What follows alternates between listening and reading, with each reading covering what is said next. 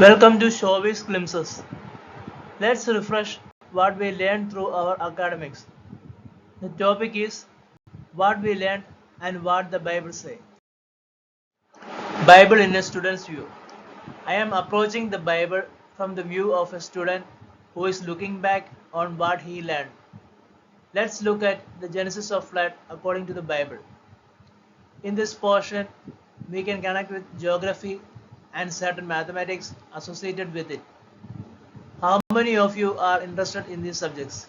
Anyway, let's analyze. Mathematics and Genesis. Mathematics is the study of numbers, shapes, patterns, and logic. Genesis 7 contains many numbers and measurements such as the age of Noah, the duration of the flood, the dimensions of the ark, and the number of animals on board. Some of these numbers have symbolic or theological significance, such as the number 40, which represents a period of testing or judgment. Other numbers are used to describe the historical and scientific aspects of the flood, such as the depth of the water and the size of the ark. Mathematics can help us understand and appreciate the numerical details of Genesis 7. The design according to God's plan. The ark was a large wooden vessel that Noah built according to God's instructions.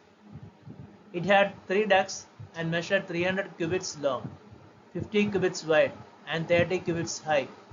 A cubit was about 18 inches, so the ark was about 450 feet long, 75 feet wide, and 45 feet high. It had enough space to accommodate Noah's family and pairs of every kind of animal, bird, and creeping thing. The order of God's plan. Genesis 7 also shows the order and design of God's creation and providence. God planned and prepared the ark for Noah and his family, and he brought the animals to them according to their kinds. God also controlled the timing and intensity of the flood. The water covered the highest mountains and lasted for 150 days. He remembered Noah and his family and made the water subside. Geography and Genesis. Geography is the study of the physical features of the earth and its atmosphere and of human activity as it affects.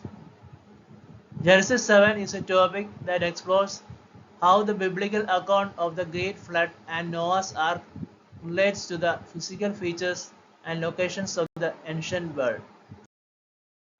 The summary of the flood as recorded in Genesis 7:23. The Lord destroyed all living beings on the earth, human beings, animals, and birds. The only ones left were Noah and those who were with him in the boat.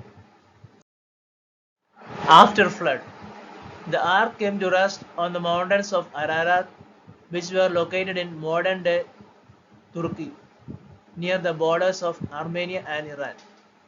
Ararat is the name of a region, not a specific mountain, so the exact location of the ark is unknown. Some people have claimed to find remnants of the ark on Mount Ararat, the highest peak in the region, but there is no conclusive evidence to support this claim.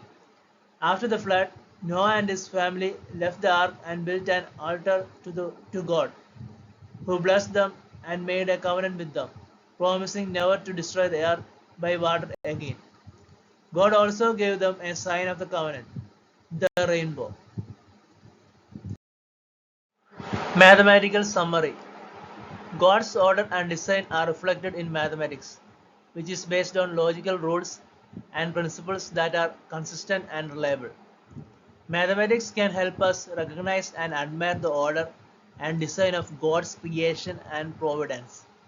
Mathematics can also help us acknowledge and worship the power and grace of God's judgment and salvation. Geographical summary. Noah's sons Shem, Ham, and Japheth became the ancestors of the nations that populated the earth after the flood. The table of nations in Genesis 10 lists 70 nations that descended from Noah's sons and shows how they spread over the continents of Europe, Africa, and Asia.